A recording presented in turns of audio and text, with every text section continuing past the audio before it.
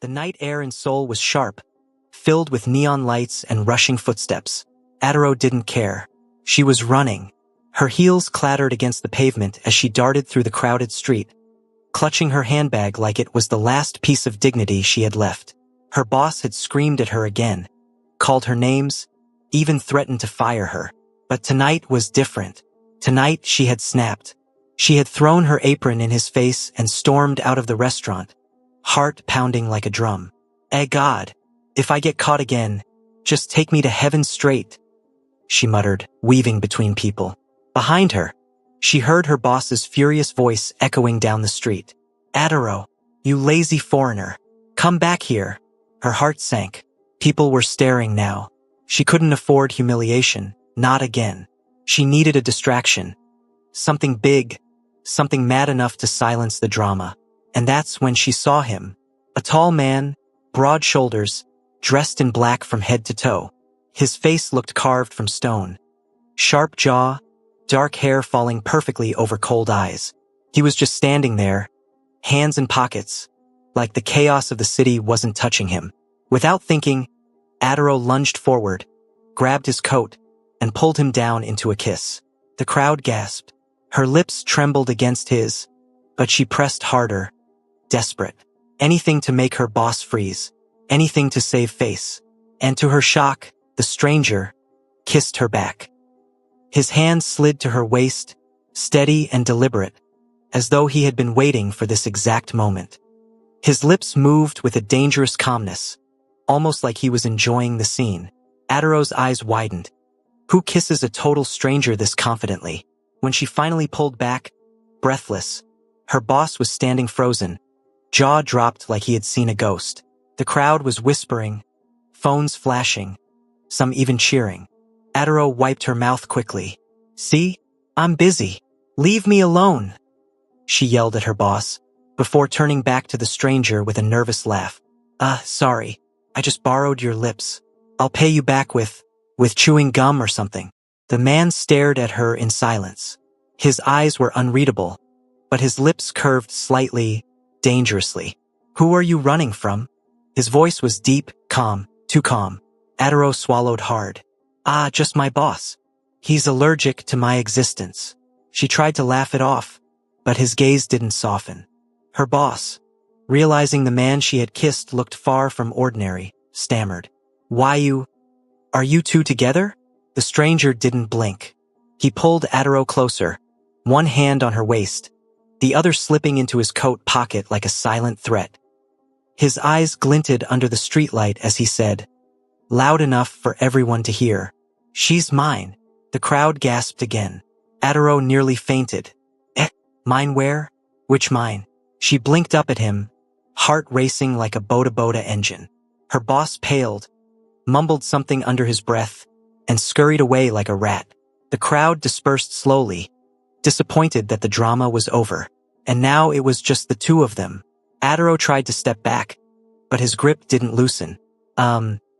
Thanks for playing along, Mr. Statue. You really sold the performance. But now I'll just exit stage left.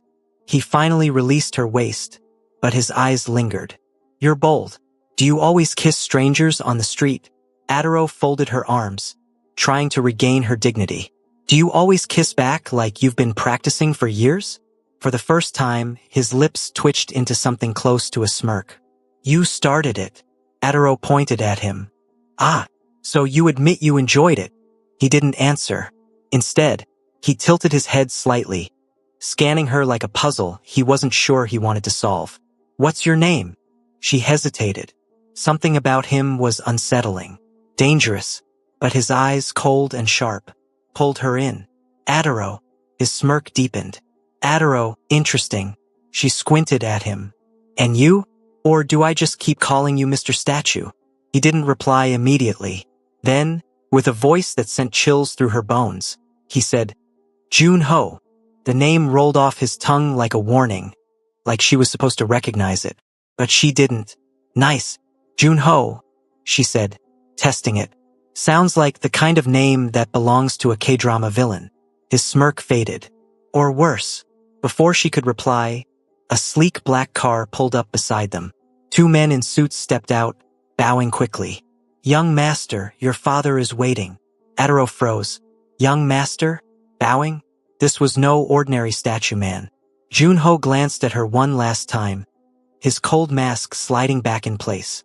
"I'll see you again, Adaro." And just like that, he slid into the car, leaving her standing in the middle of the street, heart thundering, lips still tingling, and brain screaming only one thing. A god. What have I just entered?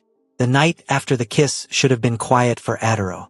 She should have been home, curled up with her second-hand blanket, eating leftover instant noodles and laughing at her own bad luck.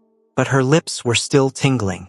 Her mind replayed it over and over, the way that stranger Junho had kissed her back like it was a scene from a movie. And then the car, the men in suits, the bowing, the strange title, Young Master. Adaro, she muttered to herself, lying flat on her thin mattress. You've really entered one Korean film. If this is how my life ends, just tell God I was a supporting character. She covered her face with her pillow, groaning. The next morning, Seoul streets buzzed with their usual rhythm. Adaro dragged herself out of bed and forced her feet toward her side hustle. Since she'd walked out of the restaurant job, she needed to sell snacks near the university gates to survive. Her small plastic table and the smell of fried mandatsi and samosas gave her comfort. Hot, fresh mandatsi. Sweet like your ex but less drama, she shouted, her voice carrying a natural humor that made students laugh and gather around. She was handing change to a girl when a sleek black car rolled up again. Her stomach dropped. The tinted window slid down slowly. Junho. His eyes met hers like a trap snapping shut. Cold. Steady. Adaro coughed nervously. "Ah, Mr. Statue. You again? What, you came for mandatsi? I give discount only if you promise not to kiss me in public again." The students giggled, whispering. Junho didn't blink. "Get in the car." Adaro froze. Get in, which car? This one? My friend.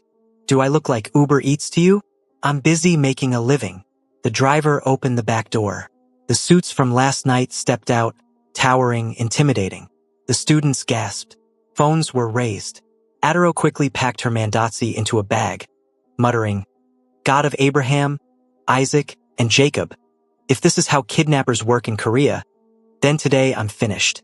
But something inside her, curiosity, pride, maybe just stubbornness, pushed her feet forward. She climbed into the car. The ride was silent, too silent. Junho sat beside her, his gaze fixed outside the window. His jawline looked like it could cut glass. "So," Adaro began, her voice cracking, "are you going to kill me, or should I write my will first? I don't have much, only 3 Safurias and 1 stolen spoon." His lips twitched, almost a smile, but not quite. "You talk too much." Adaro gasped dramatically. "Me? Talk too much? My dear, silence is for statues like you. If I keep quiet, the world will collapse." For the first time, his cold eyes softened, just slightly. "You're not scared of me?" Adaro laughed nervously. "Scared? Who, me? I only fear one thing in this life, empty stomach. You're just tall with good skincare." But deep down, she was terrified. The car stopped in front of a massive gate. Guards bowed as it opened. Inside stood a mansion so grand it looked like a palace, with marble pillars and fountains spraying water into the morning air. Adaro's jaw dropped. God. So this is how the other side lives. Even your dogs here probably eat steak. Junho ignored her, walking ahead. The suits guided her inside. The hall smelled of polished wood and old money. At the far end, on a leather chair, sat an older man in a sharp suit. His eyes were sharper than knives, his presence heavier than stone. Chairman Kong. Junho bowed slightly. Adaro just stared, wide-eyed. "Father," Junho said. Adaro almost choked. "Father? This is his father. Wait, so this statue man really is..." Chairman Kang's gaze cut to her. "Who is she?" Junho didn't flinch. "She's mine." Adaro gasped so loudly it echoed. Wait, correction. I'm not yours, my friend. I'm God's child, fully owned. Don't be spreading fake news here. Chairman Kang's lips curved into a dangerous smile. "She has fire. She kissed me first." Junho said flatly. Ataro nearly collapsed. Why are you testifying against me? That was self-defense. My boss was chasing me. The chairman chuckled. Interesting. Very interesting. Do you know who my son is? Girl. Ataro folded her arms. Apart from being a professional mannequin? No. Silence. Then the chairman leaned forward, eyes glinting. Heir to the Kong Syndicate, the most feared mafia in South Korea. Ataro's knees weakened. Mafia? She pointed at Junho, horrified. I thought you were just rich. Now you're telling me you're a full gangster? God. Did I kiss Pablo Escobar of Korea? Junho's eyes flicked to her, unreadable. Chairman Kong smirked. She's bold, Junho. But boldness can get her killed. Ataro raised her hand quickly. No need. Just remove me from this drama. Let me go back to selling my mandatsi in peace. But Junho spoke before she could move. She stays. Ataro whipped her head toward him. Excuse me? Who stays where? Me? My friend. You don't own me like goat meat. Junho finally turned, his cold eyes locking onto hers. You kissed me in front of the city. You involved yourself in my world. Now, you can't walk away. Her mouth dropped open. Her brain screamed, God. This is how my obituary will read. Ataro kissed a mafia prince and entered her grave. Ataro sat stiffly on the edge of a velvet chair inside the Grand Kong mansion. The marble floor reflected her nervous bouncing foot. Her eyes darted from the chandeliers above to the guards at the door holding actual guns. God. Is this how rich people decorate their houses? With fear? She muttered under her breath. Across from her, Junho sat like a statue again. Back straight, eyes sharp, lips pressed into a line that refused to smile. Next to him, Chairman Kong leaned lazily in his chair. Sipping tea like this was just another morning. You embarrassed my son in public, Chairman Kong began, his voice low and steady. And now the city believes he has a lover. Ataro nearly choked. Lover? No, correct yourselves. That was just an emergency kiss. Not a wedding. But Junho's cold voice cut through her protest. She will remain my girlfriend. Ataro's jaw dropped so wide you could drive a boda through it. Excuse me? Who is remaining where? Do I look like a handbag you just pick and carry? Chairman Kang's lips curved. Good. It will keep suspicion away from our family. Ataro blinked fast. Wait, suspicion? Suspicion of what? You people are not selling vegetables in a kiosk. Which suspicion are we hiding? Junho ignored her sarcasm. She's loud, but useful. Nobody will suspect a mafia heir would choose someone like her. Ataro gasped. Someone like me? My friend. Are you insulting me in HD right now? Chairman Kong chuckled darkly. Then it's settled. For the next 6 months, you are his girlfriend. Publicly. End of discussion. Ataro shot up from her chair. 6 months. No. You think I'm some Netflix series you can renew for half a year? What if your enemies come for me? Will I die because of lips I borrowed? Junho finally looked at her, his cold gaze holding hers still. If you leave, they will come for you. You've already been seen with me. The kiss was everywhere online. You're safer under my protection. Her heart sank. He was right. She had seen the phones recording that night. If his enemies were real, she was already marked. She sat back down slowly, mumbling, God of mandatsi sellers, see where one kiss has landed me, in Mafia prison. Later that evening, they sat in his black luxury car as it drove through Seoul. Junho scrolled his phone, ignoring her completely. Ataro pouted, arms folded. So, statue man, if I'm your girlfriend, then we need ground rules. He didn't glance up. No rules. Excuse me? She scoffed. Of course there must be rules. Number 1, no kissing unless it's life and death. That first kiss was just stress relief. I don't repeat mistakes. Finally, he looked at her, one brow raised. You call kissing me a mistake? Ataro blinked at his sharp eyes, her chest tightening for reasons she didn't want to admit. Yes, big mistake. Top 10 disasters of my life. His lips curved slightly, almost amused. You're a terrible liar. She threw her hands up. Rule number 2. You stop calling me yours in public like I'm a piece of furniture. At least ask.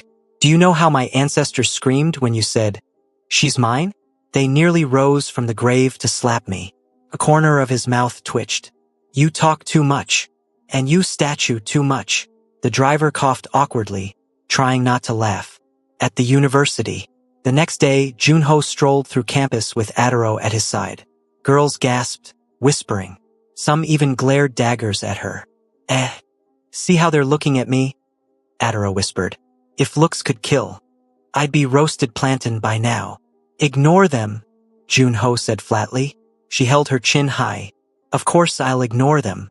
They're jealous because their statues don't come with bodyguards. Suddenly, a sharp voice rang out. Junho! Adaro turned. A stunning Korean woman in designer heels stormed toward them. Her eyes narrowed at Adaro like knives.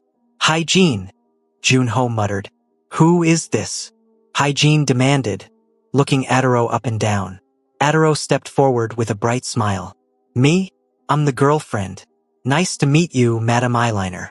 Hygiene's jaw dropped. Girlfriend? Junho, you're joking. Adaro linked arms with him dramatically. Oh, he's not joking.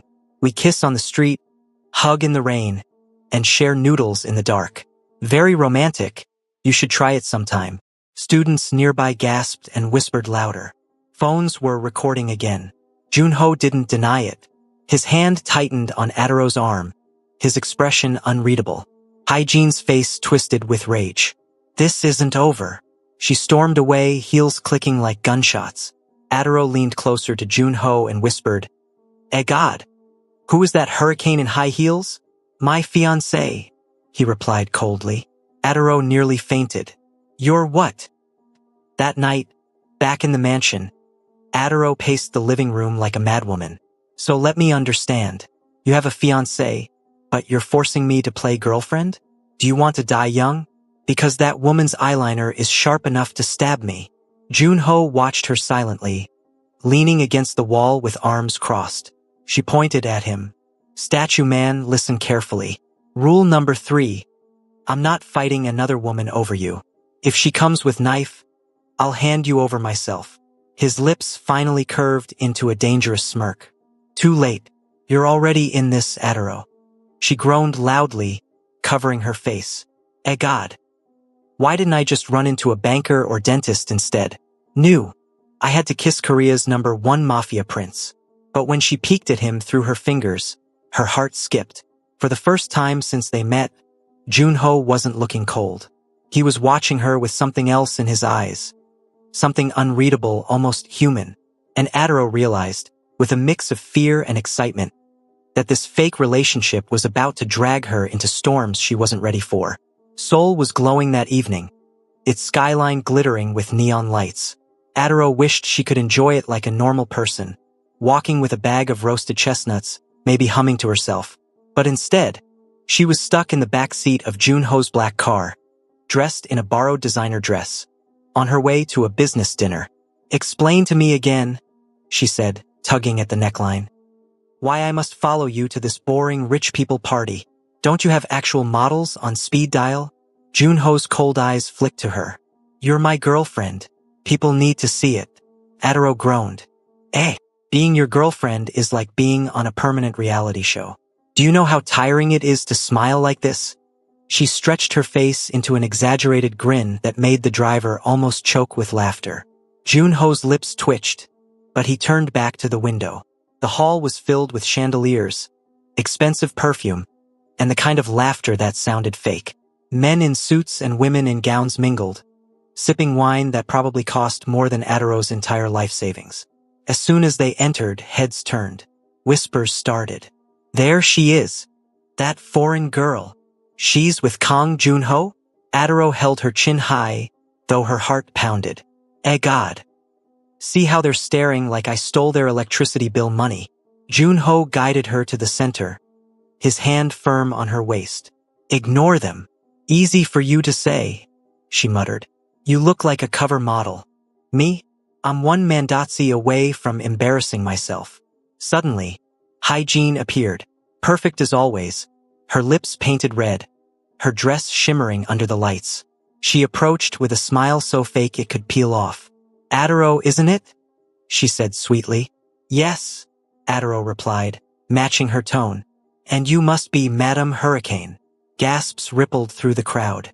Junho stiffened. Hygiene's smile faltered. Excuse me? Oh, I mean, your eyeliner sharp, your heels clicking like gunshots. If the weather department saw you, they'd declare you a Category 5 storm. The guests stifled their laughter. Junho's lips curved slightly, betraying amusement. But Hygiene leaned closer, whispering in Adaro's ear. Enjoy this little act while it lasts. You don't belong here. And when you fall, I'll be there to watch. Adaro smiled brightly, whispering back, my sister. I didn't come here to belong. I came to eat the free food. She plucked a shrimp from a waiter's tray and popped it into her mouth dramatically. The shadows. While Adaro was busy out-bantering Hygiene, Junho's sharp eyes caught movement near the balcony. Two men in dark suits stood where they didn't belong, watching too intently. His jaw tightened. Enemies. Within seconds, his bodyguards moved, blending into the crowd. But before they could act, one of the men slipped something into his pocket. A gun. Junho reacted fast, pulling Adaro into his arms and whispering, Stay close. Why? Did my shrimp breath scare someone? Not a joke. His voice was hard, his hand tightening around her wrist. Suddenly, bang! A glass shattered across the room. Guests screamed. Panic spread. The gunman fired again, aiming at Junho. But before Adaro could even process, Junho pushed her behind him, pulling a weapon from his coat with terrifying ease. Bang! Bang! 2 shots. Both attackers fell before they reached him. The hall was chaos. People screamed. Heels clattered as guests fled. Hygiene shrieked, ducking behind a table. Adaro stood frozen, her heart slamming in her chest. The man she had kissed days ago wasn't just cold. He was lethal. A Mafia prince in action. They escaped into a black car waiting outside. Adaro sat shaking, clutching her bag like it could protect her. God, I thought I was in a romance drama. But this is Narcos Korea. Do bullets come free with this contract too? Junho slid his gun back into its holster, face expressionless. This is my world. I told you it was dangerous. Adaro glared at him, her fear mixing with anger. Dangerous? You call that dangerous? My friend, I almost peed on myself. You didn't even blink when you shot those men. Do you practice in the mirror? His cold gaze softened slightly. You're alive. That's what matters. Alive, yes, but traumatized. My ancestors are still shaking in their graves. Her voice cracked, and suddenly the humor faded. She hugged herself tightly, trembling. Why me? Why did I have to kiss you that night? For a moment, silence filled the car. Then Junho's hand reached over, hesitant but steady, covering hers. You may regret it, he said quietly. But I don't. Adaro froze, her heart skipping. His touch was warm, his words heavier than the gunshots still echoing in her head. She swallowed hard, forcing a laugh to cover the flutter in her chest. Don't say such things, statue man. You'll confuse me. Next thing, I'll be writing love letters in Mandatsu-do. But inside, she knew something was shifting. She was no longer just his fake girlfriend. She was stepping deeper into his world. Jealous fiancé, mafia enemies, and a prince whose cold mask was beginning to crack. And she wasn't sure if she'd survive it. The night was too quiet. The kind of silence that doesn't feel peaceful but instead makes your heart pound harder because you know something bad is waiting to happen. Adaro's phone buzzed on the wooden table in her small apartment. She was just about to text Junho her silly goodnight banter. Something like, "Don't dream of me too much, Mafia statue." When the lights suddenly went out, darkness swallowed the room. Before she could move, the window shattered. Black-gloved hands grabbed her roughly, muffling her scream. "Let me go!" She kicked wildly, but a deep voice growled in her ear. "Chairman Kong wants to see you. Struggle, and I'll make sure you regret it." Her heart dropped. Chairman Kong, Junho's father, the ruthless mafia king everyone in Seoul feared. They dragged her out, her wrists bound, her mouth gagged. For the first time in a long while, Adaro couldn't make a joke. Fear crawled down her spine like ice. Meanwhile, Junho was in his penthouse, sipping wine and staring at the city lights. His phone buzzed. A single message from an unknown number. Your little African girlfriend is with me. Come alone. Midnight. Warehouse 17. His hand trembled. His mask of calm cracked. Junho slammed the glass down, wine spilling across the table. Father, he whispered through clenched teeth. The warehouse smelled of oil and blood. Chains clinked from the ceiling. Adaro was tied to a chair in the middle of the vast, cold room, a harsh spotlight burning her face. Her lip was bleeding from when one of the guards had struck her. But still, Adaro being Adaro, she found her tongue. She spat blood to the side and looked straight at Chairman Kong, who stood tall in a black coat, his eyes sharp as blades. You could have just invited me to dinner, old man. All this drama? TSK. You Mafia people really don't know how to host guests. The guards snickered nervously, but Chairman Kong wasn't amused. You think your tongue will save you? He said coldly. My son is weak because of you. A Mafia prince falling for a street beggar? I will fix that tonight. He raised his hand, and a guard pulled out a knife, pressing it to her throat. For the first time, Adaro's banter cracked. Fear flickered in her eyes. Junho, please come fast. The sound of heavy footsteps echoed. Bang! The warehouse doors flew open. Junho stepped in, dressed in black from head to toe, his aura cold enough to freeze fire. Behind him, a few loyal men fanned out, but he raised his hand. I said alone, Chairman Kong smirked. They stay outside, Junho said, his voice calm but deadly. His men nodded and withdrew. Now it was just father, son, and Adaro. Release her, Junho demanded. Or what? You'll kill me? Chairman Kong chuckled darkly. You don't have the guts. You were never worthy of this empire. Adaro, despite her trembling, suddenly piped up. Excuse me? Can you two Mafias stop fighting for Best Family Award and untie me first? My butt is asleep. Even in that deadly silence, Junho's lips twitched slightly. Only she could still crack jokes while a knife was at her throat. Chairman Kong grew furious. He pressed the gun to Adaro's temple himself. You will choose tonight, Junho. Power or this foreign trash. Walk away and claim your place, or stay and watch her die. The air turned thick. Junho's heartbeat roared in his ears. He stared at Adaro, her fearless eyes hiding the storm inside her. And in that moment, he knew. He slowly raised his hands. You're right, father. I am weak. Chairman Kong smirked, lowering his guard slightly. But in the blink of an eye, Junho moved. He grabbed the guard's knife, swung it, and cut Adaro free. Pulling her behind him, he pointed the blade at his own father. I'd rather be weak with her than be strong without her. The warehouse exploded in chaos. Guards rushed in. Guns fired. Junho fought viciously, protecting Adaro with every move.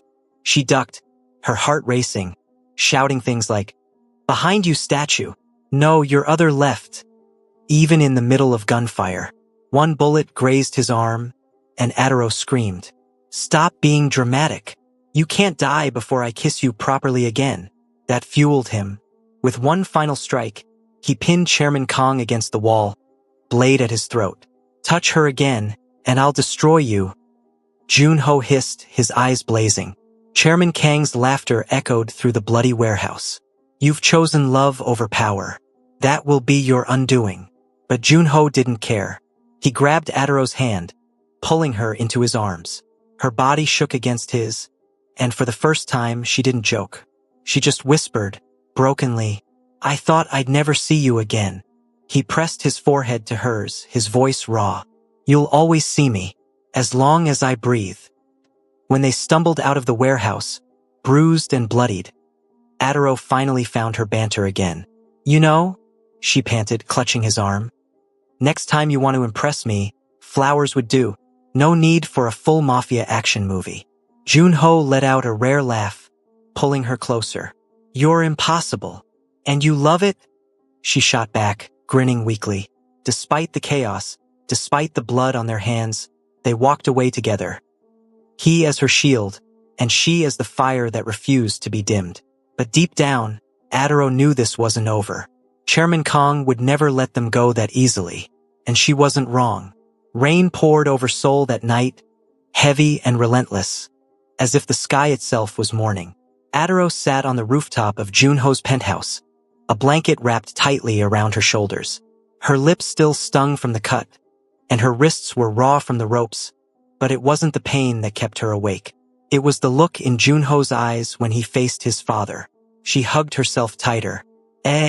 God, she muttered softly. If this is what dating a mafia prince feels like, I should have just stuck to coffee dates. At least the barista won't kidnap me. Behind her, the sliding glass door creaked open. She turned. Junho stepped out, shirt loose, arm wrapped in a fresh bandage. His hair was damp, his jaw tight. For once, the mighty mafia prince looked tired. Human, you should be resting, he said, his voice low but soft. And you should be learning how to fight without getting shot. She shot back with a smirk. One bullet and you were already wobbling like a newborn goat. He gave her that look, that half-annoyed, half-amused stare she loved so much. But he didn't argue. He just walked over and sat beside her, letting the rain mist their faces. For a long moment, silence stretched between them. Not awkward, just heavy. Finally, Junho whispered, I put you in danger. If you had died tonight, his voice cracked, a rare thing for him. I don't think I would survive it. Adaro's banter softened. She reached out, brushing her fingers against his bandaged arm. But I didn't die. See? Still here. Still annoying you. Still too pretty for you. That earned her a small chuckle. But then his eyes darkened again. My father will never stop, Adaro. He'll keep coming after you. I should let you go. For your safety. She blinked at him, then burst out laughing. So after all that drama, all that fighting, all that blood, you want to dump me? Junho, do you know how stupid you sound? If you try to leave me, I swear I will haunt you from the afterlife. I will sit on your chest every night and sing off key until you go mad. He stared at her, stunned. And then, for the first time in his life, Junho laughed. Not a small chuckle. A full, warm laugh that lit up his entire face. You're insane, he said, shaking his head. And you're stuck with me? She replied, grinning. That's our contract. No papers, no signatures. Just you and me against the world. Mafia and madness. The following days were chaos. News spread about the mafia war between father and son. But Junho didn't care. For the first time, he openly walked with Adaro in daylight. Hand in hand, ignoring the whispers, the stares, the gasps. At a cafe, Adaro teased him loudly. See? Everyone's staring at us. It's not because you're handsome.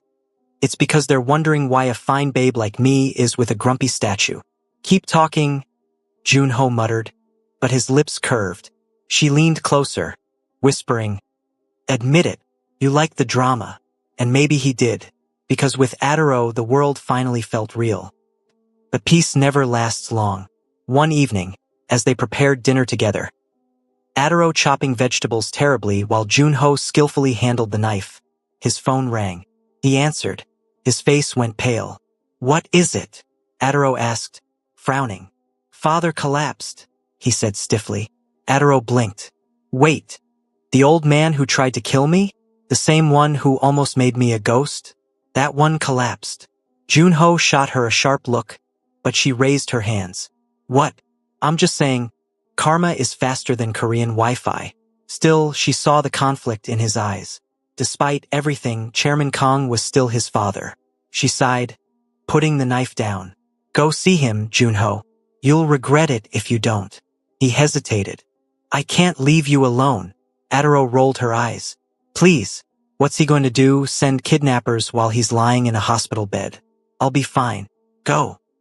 At the hospital, Junho found his father frail, oxygen tubes hooked to his nose. The once feared Mafia king now looked small, almost human. You came, Chairman Kong rasped. I should have let you rot, Junho replied coldly. But then his father's eyes softened slightly. You chose love over power. Maybe that is real strength. Don't waste it. Junho's throat tightened. He wanted to hate this man forever. But in that moment he simply bowed his head. When he left the hospital, Adaro was waiting outside, arms crossed. Took you long enough, she said. So, did the old lion finally purr? Junho sighed. Something like that. She slipped her hand into his. Good. Now let's go. I'm hungry. Almost dying makes a woman crave fried chicken, you know? Weeks later, the city buzzed with gossip. The Mafia prince had openly chosen his foreign girlfriend over his empire. Rumors flew, scandals erupted. But neither Junho nor Adaro cared. One night, standing on a bridge overlooking the Han River, the city lights shimmering like diamonds, Junho finally turned to her. You changed everything, Adaro. His voice was soft, almost reverent. Before you, I only lived for survival. Now I live for you. Her eyes glistened, though she tried to hide it with a smirk. Don't get too poetic on me, statue. You'll make me cry, and my mascara is expensive. He smiled faintly. Then, slowly, he pulled out a small velvet box from his pocket. Adaro gasped. Wait. Don't tell me you're about to propose like some cliché K-drama hero? Because if you are, at least do it on one knee. Junho actually knelt, opening the box. Inside was a simple silver ring, elegant but unpretentious. Adaro, he said firmly, his eyes locking onto hers. You've been my shield, my light, my madness. Marry me. Not as part of a contract, but for eternity. Her hands flew to her mouth. For once, she was speechless. Then she burst out laughing through tears. Of course I'll marry you, idiot. Who else will put up with my mouth? And who else will protect you from your father's ghost? He slid the ring onto her finger, and she tackled him into a hug so tight he almost lost balance. Under the glowing lights of Seoul, with the river rushing behind them, they sealed it with a kiss. Not the desperate kiss of strangers on a dark street, not the playful kiss of a fake contract, but a kiss of forever. And just like that, Adaro, the girl who once ran from a cruel boss, became the woman who tamed the Mafia prince's heart. Hello, besties. In this story, we learn that love has the power to break cycles of pain and violence. Adero's courage and unconditional love helped Juno stand against this toxic family legacy. She showed that true strength isn't in guns, wealth, or power, but in kindness, laughter, and loyalty. Adero never lost her humor or voice, even when kidnapped or threatened. Her realness became a shield. Junho faced his father not with blind hatred but with love guiding his choices. Choosing Adero proved that sometimes weakness is actually the greatest strength. Besties, real power is not fear or control, but love that makes you brave. Thank you so much for watching. Kindly like, subscribe, and share.